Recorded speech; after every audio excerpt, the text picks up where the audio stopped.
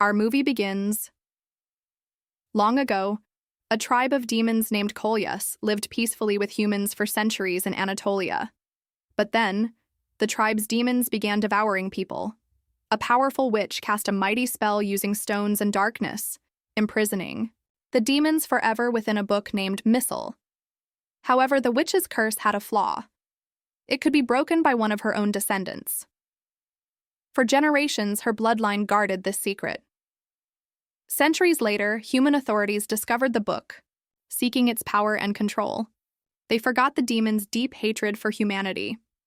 And so our story begins. We meet Nermeen, sitting with her young niece, brushing her hair. The little girl adores her aunt. But Nermeen's manner is terrifying and strange. When the girl's mother approaches, Nermeen whispers to the child not to tell her mother anything. Suddenly, the girl overhears her mother on the phone with her father. "Nermeen, your sister is dead." The girl is shocked. She was just with her aunt. She bursts into the room and sees Nermeen in her horrific, monstrous form. The girl collapses in terror. Years later, Anil and his friend Gurkem travel to a town called the Crazy Bride to compete in a photography contest offering a 0 lira prize for the best pictures. They bring their girlfriends, Daphne and Buse, for fun. Another friend, Tanner, recommended the town. Daphne has a strange dream. She's wearing a wedding dress, a woman takes her into the forest, performs a ritual, and she wakes to find her hands painted. They get lost on the way, but Gurkem insists the address Tanner gave leads to a hotel or something.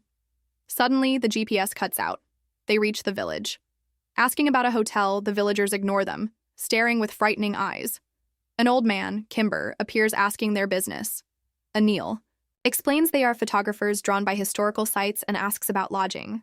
Kimber says there are no hotels, only a guest house they can use later. He invites them to wait at his house, promising to share village legends. They agree. At Kimber's house, he introduces himself. They ask why the town is called the Crazy Bride. Suddenly, a woman serves them tea, the exact woman from Daphne's dream. Daphne panics and stumbles to the bathroom. Kimber continues. Long ago, a girl loved a boy. One day, he said he couldn't marry her. Heartbroken and ill, her family took her to the village elder. He prescribed dressing her in a wedding gown and taking her to Crazy Stream, infamous for a water demon. The only cure was for her to enter the water. She screamed as the demon appeared, then vanished before their eyes. The villagers believe her spirit remains. They built her a shrine where wishes are made to the bride's spirit. Hence the village name, the Crazy Bride. Buse mocks the story, but Gurkem says they'll visit the site. They discuss Kimber's tale. Buse finds the demon taking the girl intriguing, wishing she could be like her. Gurkem scolds her for talking lightly about demons. Suddenly, Buse collapses.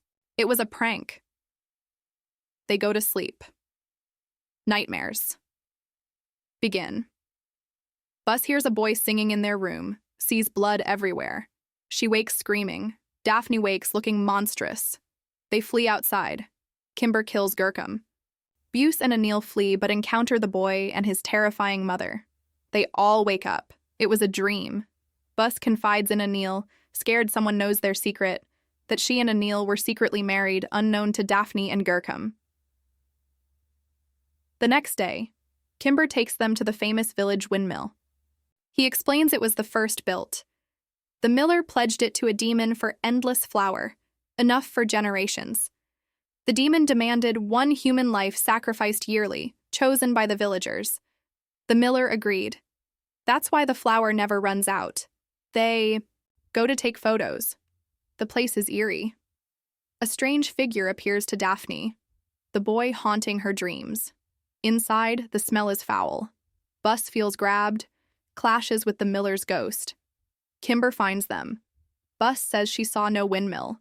Kimber reveals it was destroyed years ago. Only ruins remain. Daphne sees another strange figure who vanishes.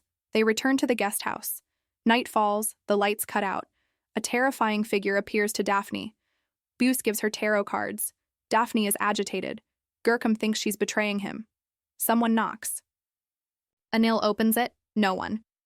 Kimber appears, checking on them, promising an electrician tomorrow. There's no phone signal. More nightmares. Daphne wakes. Anil is gone. Bus is missing too. She finds Gurkam looking monstrous. He tries to kill her. She wakes, another dream. Anil is beside her. She goes to check and finds Anil tying up Buse. He grabs Daphne too. Anil and Gurkam kill them. She wakes again. While washing, she sees the boy and feels drawn to him. The next day, Daphne tells Buse about her dreams of Buse cheating with Anil. Buse reveals she had the same dream. The lake and the truth. Kimber takes them to the lake. He says demons gather here yearly for a wedding ceremony. Once Ismail's son saw them, drumming, drinking, holding willow branches. As he approached, they turned to fire. Since then, he's been sick and strange. He points out the crazy bride's shrine and reveals the KULYAS tribe now controls the area. He explains KULYAS is the only demon tribe that can take human form. The story. The miller made a pact with a demon. The flower maker watched the miller and his companion as they tried to lift the witch's curse imprisoning KULYAS in the missal book. The flower maker read the book, releasing them. The tribe's leader appeared. The miller wished for endless wealth and flower. His companion wished for his daughter Zulal to be cured. The demon leader demanded a yearly human sacrifice in return. The flower maker watched as the demon possessed the companion, killing him brutally. Since then, demon souls merged with human descendants of the tribe. They kill one human yearly, using the body to manifest physically. Kimber adds that a man named Kazım once shot at 10 of them.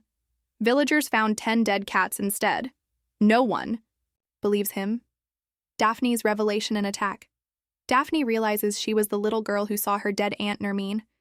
The demon, in human form, approaches, saying he chose her since childhood. He attacks her. The others search and find her unconscious on the ground, but completely unharmed. Gurkam runs to Kimber's house for help, finds a dead body, and rushes back, insisting they leave immediately. They refuse because Daphne is exhausted and want to wait for dawn. The trap closes. Daphne wakes and goes to the shrine where the demon worshippers summoned her. Her friends search for her. They go to Kimber's house. It's completely empty, uninhabited. They see a terrifying woman and her daughter and flee. A man stops them. He explains he and his wife were on their honeymoon, lost, seeking the same hotel. The village was completely empty. They tried to leave but couldn't find the exit. His wife vanished. Seeing lights at Kimber's, their house, he came to warn them, but the demon stopped him. He reveals, they are demons. They renew themselves by taking human form. That's why the call to prayer, Adhan, is never heard here. Suddenly, the door opens. The man is snatched away. They find his body later. The final confrontation. They run to the windmill ruins, finding Daphne there. Anil is stabbed in the eye with scissors by the demon. The demon kills Gurkam. Buse flees, chased by demons. She hides in a house with Quranic verses on the walls. The village is truly dead. A demon spots her. She runs to the lake. At the lake, the demon stands in human form. She begs for help. He drags her into the water. The KULYAS tribe begins using human bodies, sacrificing humans whenever they please, not just yearly. 1 month later, new guests arrive at the village. A new story begins in The Crazy Bride. Do not forget, this story is based on truth. This village truly exists, though the events differ. Stay tuned for more. Don't forget to subscribe and hit the bell for all our new videos. Peace.